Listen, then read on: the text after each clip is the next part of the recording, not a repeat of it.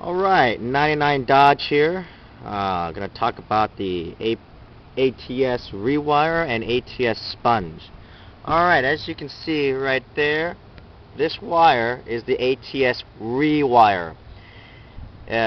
Basically, you just buy 16 gauge wire. I don't remember what kind of gauge wire it is. It's been a long time, but you splice this into the APPS sensor wire along with a separate ground wire, which is right here.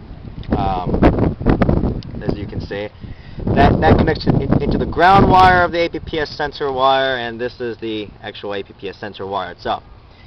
It runs along, back firewall, goes all the way across, and then into the power control module. This right here, this is the ATS sponge. This connects into the APPS wire and the ground wire. You can see the two wires right there. Kind of hard to see. Let me see if I can point it out to you. Hold on here. Move that out of the way. This right here is the, let me see here. This is the APPS rewire, and that is the ground wire. ATS sponge splices into the APPS sensor wire and into the ground wire. BD has the ground wire where you bolt it to the body of the truck, and I don't know how well that works, but I've had the ATS sponge now for 5 years. It is the 100% cure, in my opinion, of the torque converter lockup problem.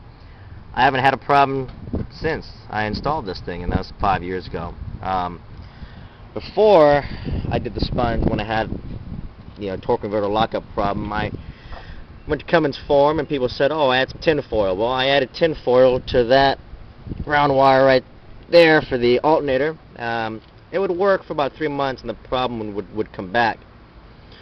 So about a year later and about an inch thick worth of tinfoil still did not resolve my problem, and no one else on Cummins Forum could figure it out.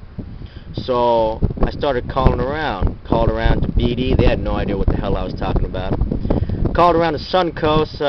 They told me that they knew that it was a diode going on in the alternator, but they didn't have it. All they had was they also have a rewire, but that didn't work. So I called up ATS. ATS, they also knew about the alternator problem, the diode that sends bleeds a signal noise into the APPS sensor, which causes the torque converter to lock and unlock. And they told me that the cheapest way to do it is to do the rewire, because that's free. Well, not exactly. You just go to the parts store and buy some wires and butt connectors, etc., etc., but it's fairly cheap.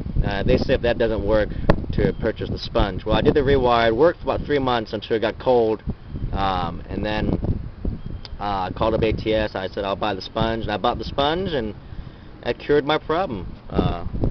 Once again, this is the ATS sponge. It's basically just a noise filter, but the difference between ATS and BD is that ATS, the wire connects into the sponge has two wires. One connects to the APPS sensor wire and one to the APPS ground wire, whereas the BD one, the ground wire for theirs connects straight to the body. I don't think that works very well. I read online that people are still having problems even with the BD noise filter. That's why I highly recommend ATS, even though a lot of people don't like ATS. I don't know why. I've never had problems with them, but whatever.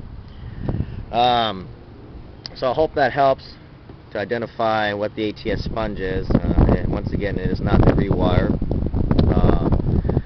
And this is my truck. It's a 99 Dodge. It's got 218,000 miles. I'll do a cover on my fuel pressure gauge in just a little bit. So, well, there it is.